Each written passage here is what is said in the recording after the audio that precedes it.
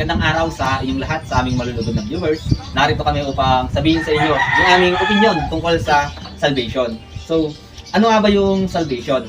So, tayong mga tao, likas sa mga tao yung hindi marunong makontento sa mga bagay na kung ano ang meron tayo. Once na makuha natin yung mga bagay na yun, makahagat tayo ng iba pang bagay. So, hindi lahat ng gusto natin is makukuha natin.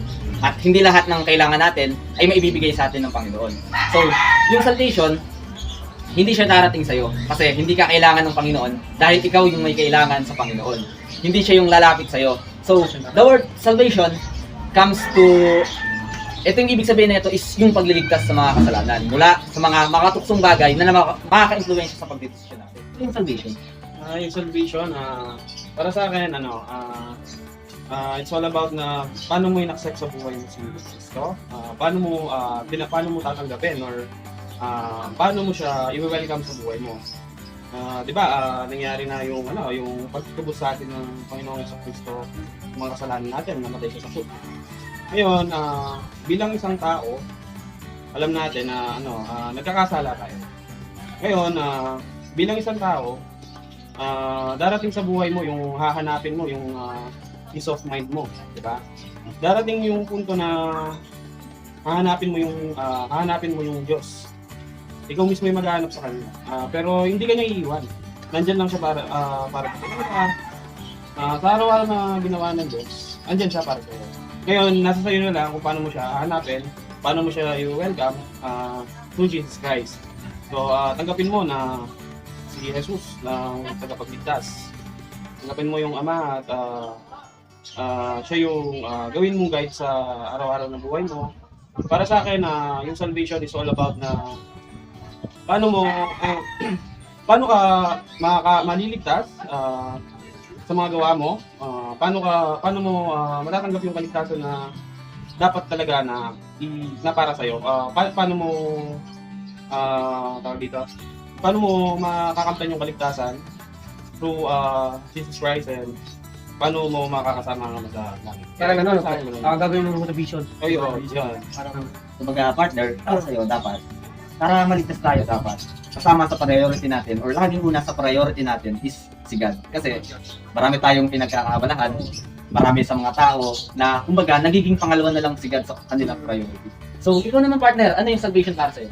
Para sa akin yung salvation is, example ko lang is, sa 10 years of serving ko is, winelcome ko talaga si Jesus sa buhay ko. Kumbaga, tinanggap ko siya buong buo. Sa paglilingkod ko is, parang inaalip sa kanya yung bawat serve ko, and tapos puso akong naglilingkod at walang anumang dahilan.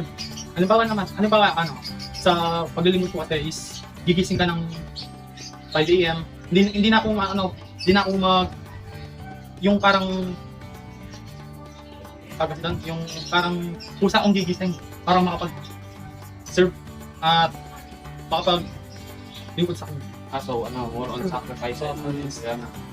Kumbaga para sa'yo partner, yung salvation is pag tinanggap mo na si Jesus Cristo sa buhay mo, ayun yung salvation. So, para sa'yo naman partner, ano ba yung salvation? Yun nga pre, yung sinabi niya, andyan. Isinasaw puso yung si Jesus. Kasi alam naman natin bilang Catholic, pre ako bilang Catholic. Alam natin na si Jesus Cristo yung isa din sa mga dahilan kung bakit siya yung nagbisa ng mga kasalanan. So, naman, Ikaw, ano yung salvation para sa'yo? So, ang salvation para sa akin is yung priority ko na talaga si God simula pa nung when I was in junior high school. Talagang hindi natin maiwasan na parte ng kabataan natin yung mapapatama tayo sa mga away-away. So, Kasi kasama two din years sa ka buhay. sa Kasi nanggaling ako sa iba't ibang paaralan, nanggaling din ako sa iba't ibang lugar. So, sa bawat lugar na yun, meron akong experience. Para sa akin, ang salvation is yung dumating si God sa buhay ko at nakalimutan ko na yung masasamang bagay na nangyari sa akin. Ayun lang. So, Pero minsan, dumating din sa point na sinisisi mo yung si God dahil sa mga nagagawa mo, yung lalo sa mabigat na problema. Minsan, nagagawa mo yun. hindi ko masisisi yung Panginoon kasi ako yung pinipili kung ano ba yung mangyayari sa buhay. Hindi pre kasi yung ibang tao pag nagdadasal gusto kasi agad-agad binibigay ni Jesus. Malalaman mo na lang yan, pre, pag parang darating din sa point na binigay niya pala, di mo inaasahan. Pero sabi ko nga, hindi lahat ng gusto natin ay kailangan natin. At hindi lahat ng gusto natin ay Ibibigay, ibibigay sa atin. ibibigay. Di ba? O bro, and to make it short, baka magsuntukan kayo dyan. Ito na, Okay. to be exact tsaka short na lang. Ano yung meaning ng salvation para sa isa't isa sa atin? Yung short na ano na. Word lang. Para sa akin is pagliligtas. Ang sa akin, isa na sa puso. Para sa akin, paglilingkod at pagmamahal sa kanisa. Kay Jesus Christ. Ano yung sa akin naman, yun, gawin mong iisip Kristo, tanggapin mo sa buhay ni Kristo para gawin mo siyang way para papunta kay God. Yun yung gawin mo siyang mamahalin ka, dito, sumunod ka sa yapak niya, yan. Yung magandang God para doon. Partner, naranasan mo na ba yung salvation sa buhay mo? At kailan mo yung naranasan? Oo naman, siyempre. Nung, wala naman tayo, sa pandemic, di ba? Nung pandemic, during pandemic, no? Siyempre, tayo lahat, nasa bahay, walang pwede, di ba? Ayaw tayo. Ngayon, siyempre, papasok sa isip mo yung iba't ibang klase ng tanong, stress ka, pressure, tayo. Yun. Nadaan sa buhay natin. Pero ako, manalangin ko na. Tapos, wala ako, may makikita ko ng Bible. Basta wala ng Bible. Para sa akin kasi, yung Bible, yun yung gawin mo guys. Hindi ka naman maliligaw eh. Wala naman taong napahamak kahit ilang Ikaw naman partner, naranasan mo na ba yung salvation sa buhay mo? Oo naman, pre. Sa pang-araw-araw, sa eskwela, marami tayong pagsubok na pinagdadaanan, pero manalangin lang tayo at magtiwala sa ating Panginoon. Malalagpasin natin yan. At alam naman natin na hindi tayo papabayaan ng Kasi tayo, stress. So, lahat tayo may pinagdadaanan, di ba? So, ikaw naman partner, naranasan mo yung salvation sa buhay mo? Siyempre, lalo na talaga. Yung ko na-experience na kung galing sa akin kayo. Kasi ito mo naman pre, pag naanawa ko naman ng pagkat, minsan, dahil mo isa na lang sa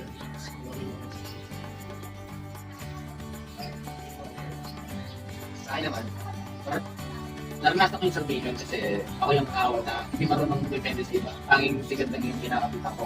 So, sa panahon na meron akong problema, nag-adjust na ako sa kanya na pinigyan ako ng guidance. Kasi hindi nyo nalalaman, wala akong parents sa hindi ko sila kasama. So, yung papa ko, wala na. So, ibig sabihin, nasa piling na ni God, yung mama ko, may iba ng asawa. So, ayoko naman na muna ko nandun. So, natuto ako sa sarili kong mga paa.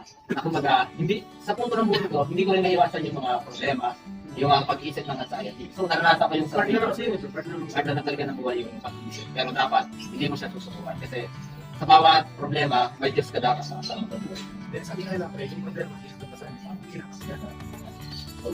Ano naman natin, paano ba naman tayo papaliwanag yung salvation sa mga bata or sa ibang tao? para sa akin,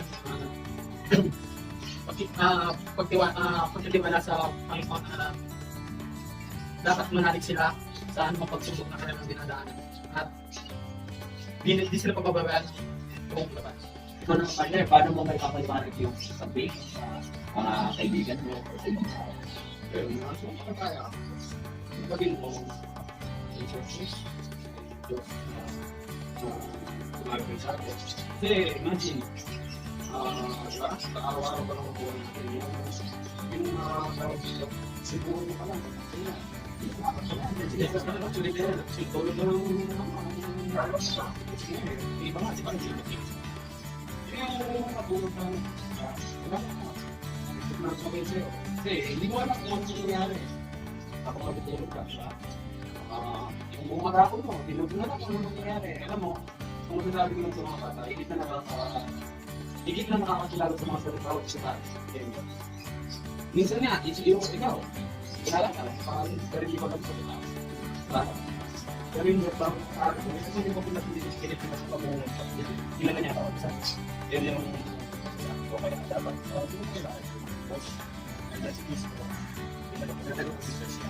Hindi pa po. Ikaw naman partner, paano mo may papaliwanag yung salvation sa mga kaibigan mo? Sa ibang tao nakasalat mo? Ito nga pala, para sa akin, kailangan tuloy bata ko sila. Kailangan hindi ko tuloy mga bata sa mga kaibigan. Yung sa tradition ng Kristo sa mga kasalanan natin. So alam naman natin, di ba, pagkaparanap natin, meron na tayo sa Kristo. So, para sa kanila, ganda, kung gaano ba importante yan.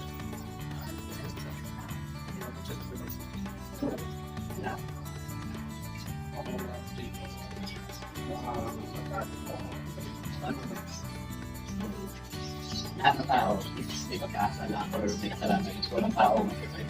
Kasi hindi naman tayo Tsaka pagkapulas, sinasabi nila pagkapulas sa tao. walang makapagliligtas sa atin kundi yung pagtitiwala. Sabi nga, magtiwala, maniwala, nag-identify. Mga partner, meron nga pala tayong special na question. So last question. Partner, ano yung priority mo sa buhay? At sa tingin mo, paano mo yun makakamit or makukuha? Priority ko sa buhay, siyempre una yung Diyos, una yun, pangalawa is family. Family, number 1 na importante. Number 2, tapos pangatlo is career and pangapat, ikaw, kung ano yung passion mo. Diba? Oo, kasi ba't una siya? Ano muna siya? Siya yung dahilan yung ba't may buhay. Hindi natin ikakailan. Dahil buhay ka, dahil malakas. Kahit gano'n ka kataas, anytime, pwedeng kunin ng Diyos sa'yo. Gaano ka pa kayaman, gaano ka pa mataon mo, isang lang, pwedeng nabawiyan ang Diyos. Sabi nga, Sa lalo na pag may problema ka, no? Yun, tapos- Meron kang palalapitan na. Tapos pangalawa yung pamilya, hindi ka iiwan kahit anong nangyari. Tapos pangatlo is career. Siyempre, hindi mo lang pwedeng pabayaan yung career mo, di ba? Need yun, pre. Oo, yun. Pangatlo is passion. Siyempre, kailangan maging masaya sa buhay. Kahit na sabihin mo, bagtag ka ng problema kay Diyos, yung pamilya. Diba? Sabang ka. Yun. Huwag lang yung masamang libangan. Diba? Nasa Iba yung- Ibang passion na yun, oh, bro. Passion Yung yan. kurang-kurang. Ibang passion yan, ibang passion yan. Ibang-iba na yun. so, ikaw naman partner, ano yung mga priorities mo sa buhay mo? Ako kasi, simple mong ano naman ako. Gusto ko lang simple yung buhay. Yun nga, una, priority si God, pamilya, saka yung kasi ako, gusto ko yung alam mo yung, pre, yung, kahit okay lang na meron pumapasok ng konting sa outside. Tapos parang gusto ko lang ng peace of mind, gano'n, pre. Alam yung gano'n na napakaganda. Kasi gusto ko lang talaga na kahit hindi na ako mayaman, kahit ano, kahit sakto lang ako. Gusto ko na, relax lang and peace ka lang. Chill lang, gano'n. Ikaw naman, parang ano ba yung mga priorities mo sa buhay? Priorities ko, muna, siyempre si God. Yung tapos na tayo dyan. Tapos pang-araw-araw. Pangalawa, makapagtapos ng pag-aaral. Pangalo, yung karir. Kasi kailangan natin yun sa ating buhay. Sabi nga ni paring Richard, di mo naman kailangan ng sobrang naman. Basta Peace of mind. peace of mind, saka napoprovide mo yung pang-araw-araw mo. Hindi ka kinakapos. Di ka kinakapos, di ka nananap ng ibang tao. Doon pa lang solid na. So, lahat tayo, si God yung una nating priority. Para sa akin naman, ang priority ko sa buhay is si God, family, career, o yung sarili ko. Kasi dapat pasalamatan natin si God kasi He will provide yung kailangan natin. Alam natin ni God yan, kahit hindi natin sabihin sa kanya, alam na niya yung kailangan natin. So, ayun lang. So, dito na tayo nagtatapos at salamat sa inyong pakikinig.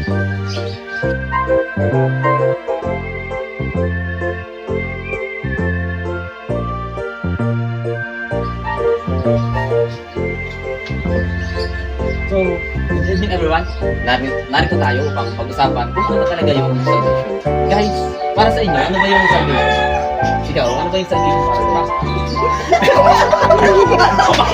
Ay, teka,